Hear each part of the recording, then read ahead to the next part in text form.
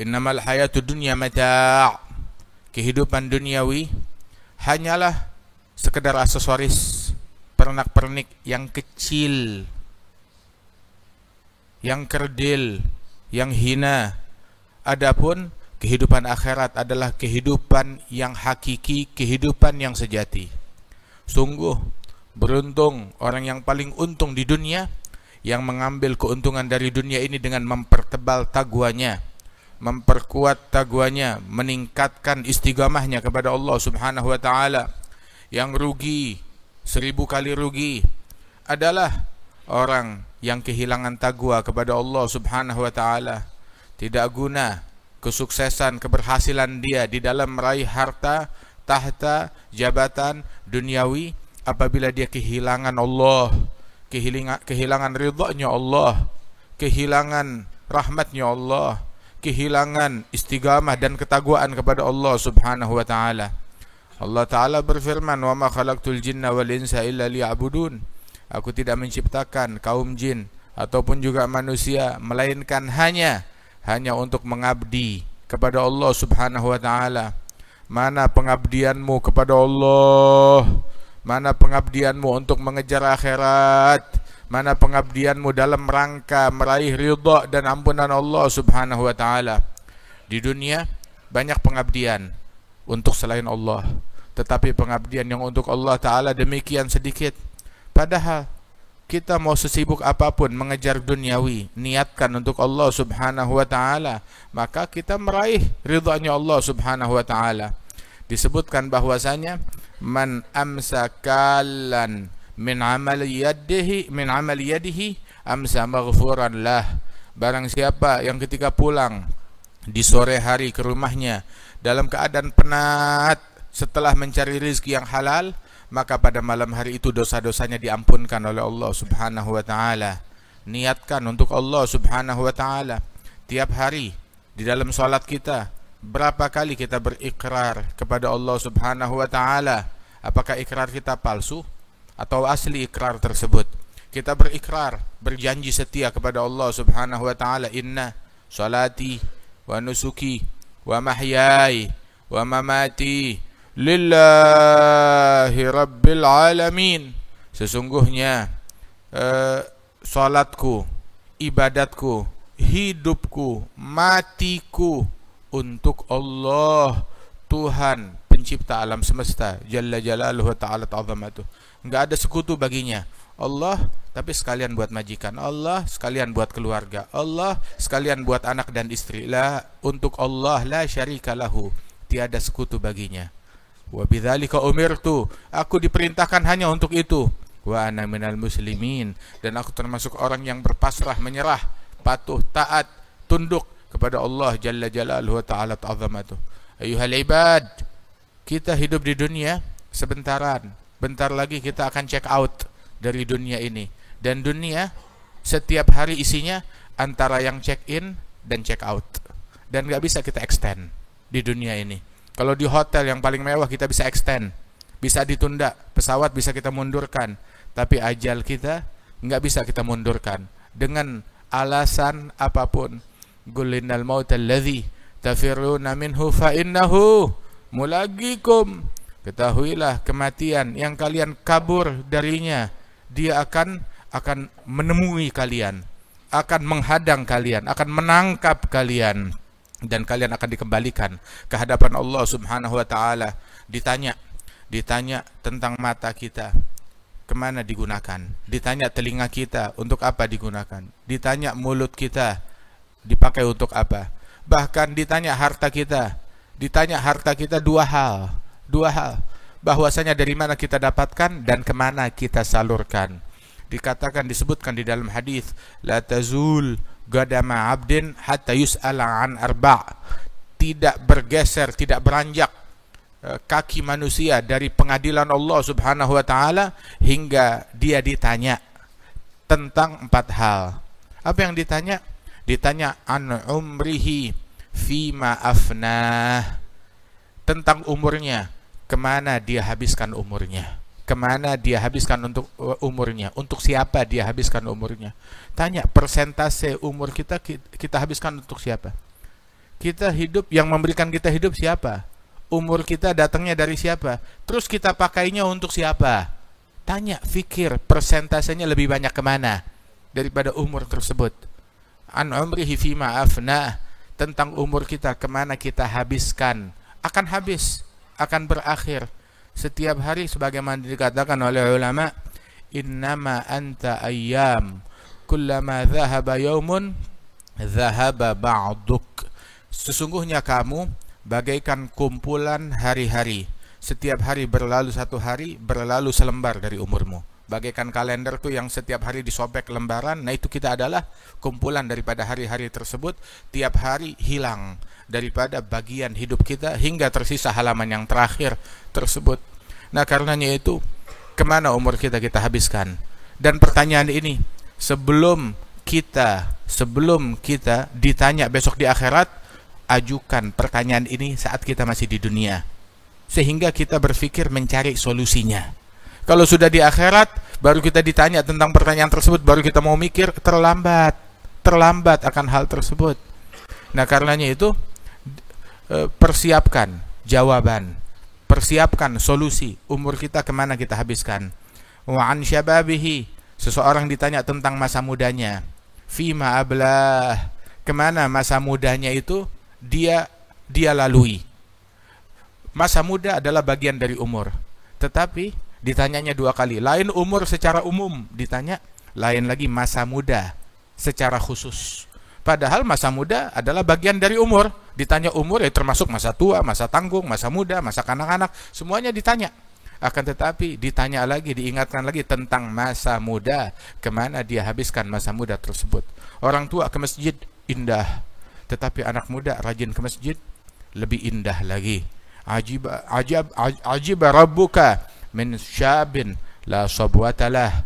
Allah Ta'ala takjub, kagum kepada anak-anak muda, akan tetapi enggak ikut arus muda dengan darah mudanya, hidup dalam kelalaian dan berpaling dari Allah. Masa mudanya dia lalui dalam taqwa, dalam istiqamah, dalam birrul walidain. Didik anak-anak muda kita, didik anak-anak kita dan keluarga kita. Dan yang ketiga, ditanya tentang hartanya.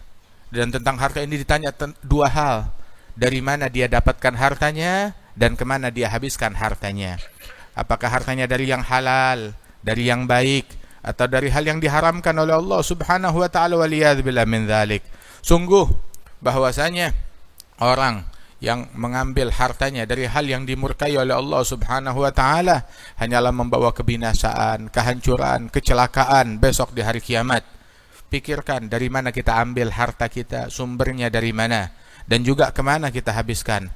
Dan kalau orang mau tahu hartanya itu dari sumber yang baik atau sumber yang buruk, maka lihat finishnya itu harta kemana, keluarnya kemana. Sebab abal malu ayyakhruja illa min haitsu dakhal. Harta tidak mau keluar melainkan sesuai jalan masuknya. Yang masuknya dari jalan yang baik, insya Allah keluarnya ke jalan yang baik. Yang masuknya dari jalan yang halal, keluarnya ke jalan yang halal. Masuknya dari jalan yang terpuji, jalan ibadat, keluarnya juga ke jalan yang terpuji dan ibadat. Mau tahu harta kita sumbernya dari baik atau buruk, lihat keluarnya kemana. Ada orang kalau diajak hartanya kepada hal yang baik, dia menolak. Akhirnya habis buat rumah sakit, habis buat dokter, habis buat berobat, ada lagi habis buat orkesan, habis buat maksiat. Waliyadzubillah min dzalik. Sumbernya dari mana harta tersebut? Persiapkan diri kita untuk perjumpaan, perhitungan di hadapan Allah, audit di hadapan Allah Subhanahu wa ta'ala. Al-bidar qabla al-fawati, innama anta urdatul afati. Segera kejar ketertinggalan kita sebelum luput, sebelum hilang kesempatan kita. Sebab kamu adalah target dan sasaran, bagaikan sasaran anak panah, sasaran dari sniper. Apa snipernya? Snipernya adalah Israel yang membidik kita dengan panah kematian tiap saat, tiap waktu.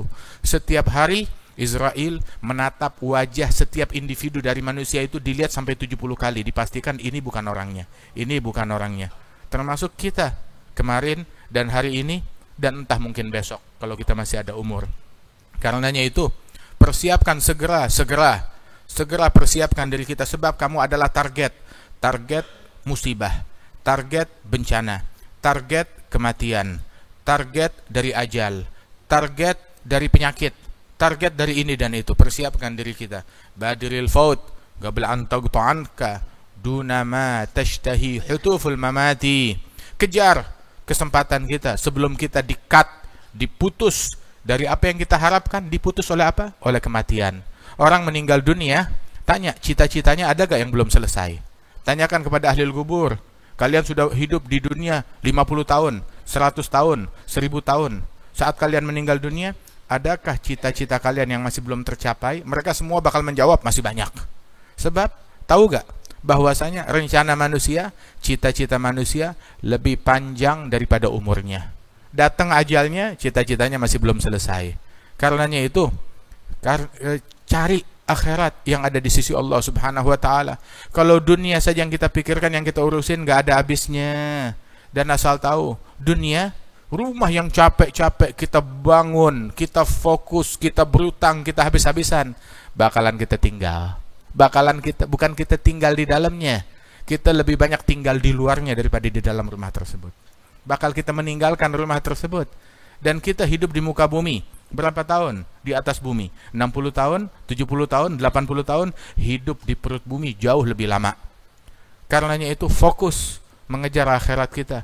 Rumah yang kita habis-habisan, kita bangun, kita capek, kita penat, kita bakal keluar dari rumah tersebut dalam keadaan kaku, dalam keadaan bisu, dalam keadaan memejamkan mata.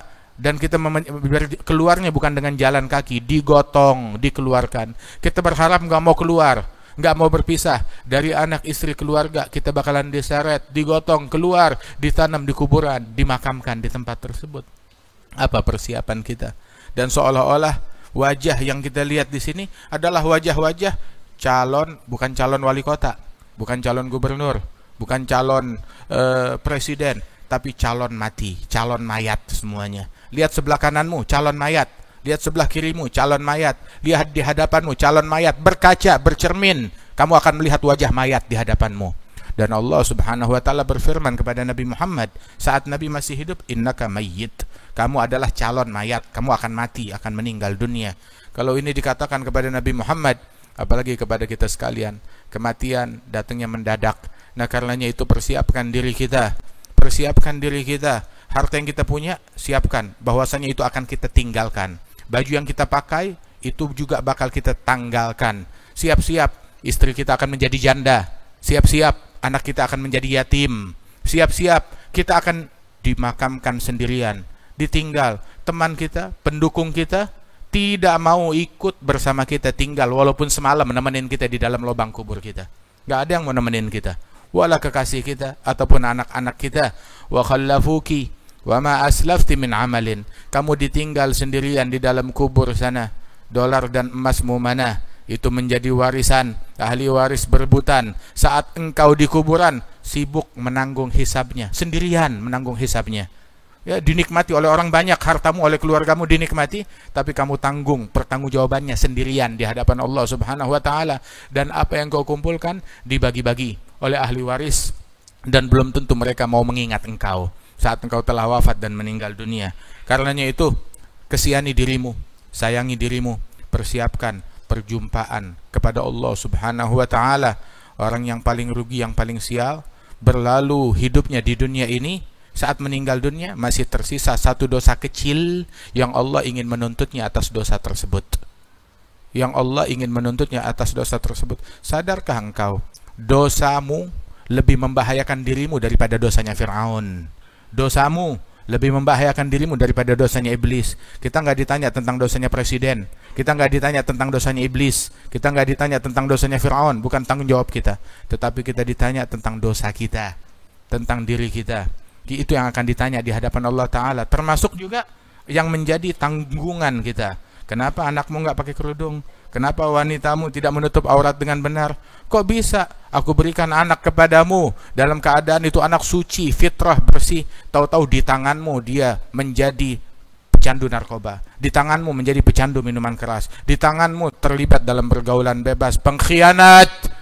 Pengkhianat yang paling dahsyat, bukan pengkhianat bangsa, bukan pengkhianat negara, bukan yang mengkhianati rakyat.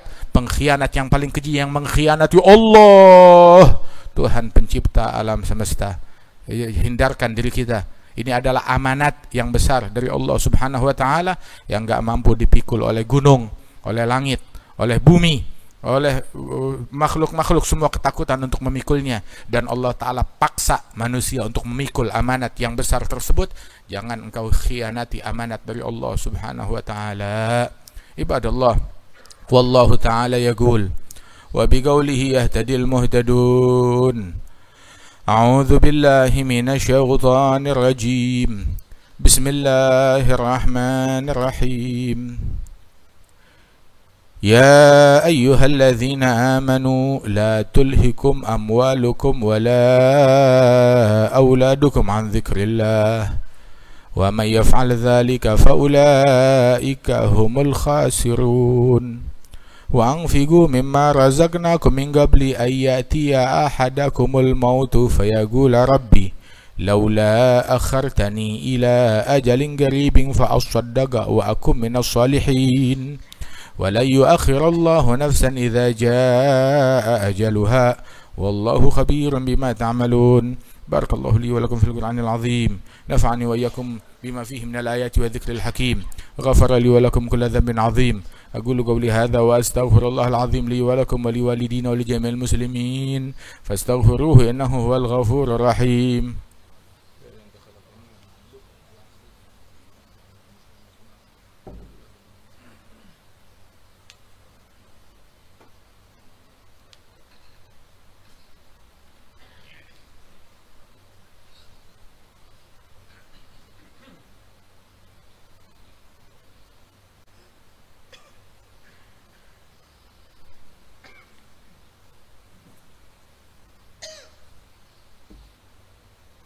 Alhamdulillah, nahmaduhu wa nasta'inuhu wa nastaghfiruh wa na'udzu billahi min shururi anfusina wa min sayyiati a'malina.